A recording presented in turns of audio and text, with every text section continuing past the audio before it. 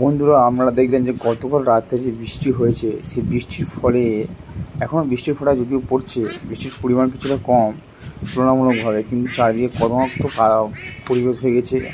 আবহাওয়াটার সাথে সাথে বৃষ্টির ঝিমঝিম করে পড়ছে।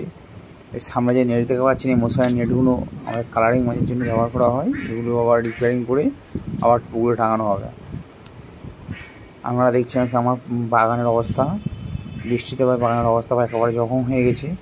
গাছের গোড়ায় অতিরিক্ত পরিমাণে জল জমে গেছে। যে সমস্ত গাছের সিস্টেম তুলনামূলকভাবে খারাপ, সেই সমস্ত গাছের গোড়ায় জল জমেছে।